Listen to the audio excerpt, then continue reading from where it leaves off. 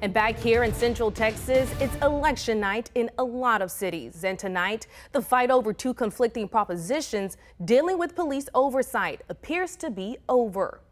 With 79% of voters saying yes, it appears that Prop A, put on the ballot by Equity Action, is passing. And Prop B, which had very similar language but was largely supported by Austin's police union, is getting about 80% against tonight. So it appears that Prop B will fail.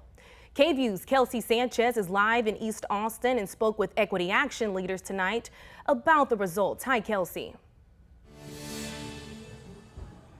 Good evening, Dernisha. Yes, Equity Action is claiming victory tonight as we saw voters favor Prop A over Prop B. Now, both props had to do with how the city will move forward with handling police misconduct. Now, I did talk to the board president of Equity Action, Chris Harris, and he tells me this is a major mandate for police oversight and accountability. Now, Harris says this fight goes back to Austin's very first police union contract and decided it was time to take it to the voters. The ballot language for Props A and B were very similar. Prop A will allow more civilian input in matters of police oversight. Prop B also mentioned police transparency, but was less robust than Prop A. Some Austin City Council members like Zoe Caudry were at the Equity Action watch party.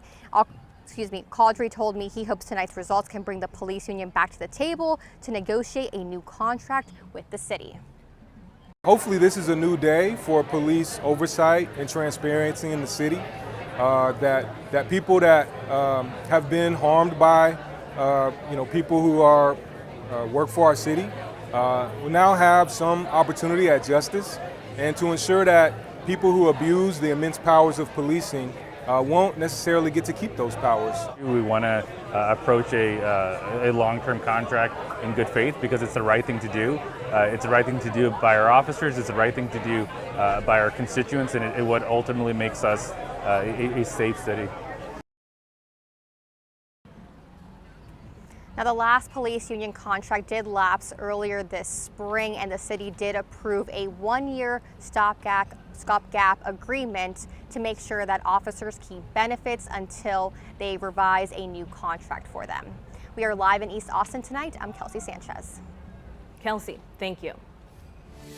We reached out to the Austin Police Association tonight for comment on the results. We haven't heard back yet, but in the past, the president of the police union has told KVUE that he believes Prop A is, quote, fraught with legal issues, end quote. And Austin Mayor Kirk Watson posted a statement online tonight saying that this election is why the city didn't approve a 4-year police contract earlier this year.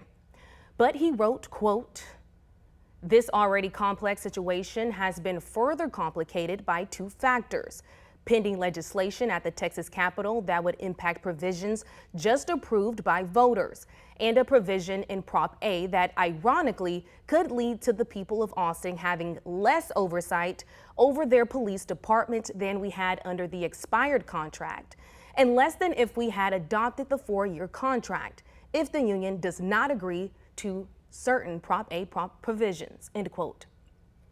And as of now, it's unclear if the police union plans to return to the negotiating table to start working on a new 4-year deal.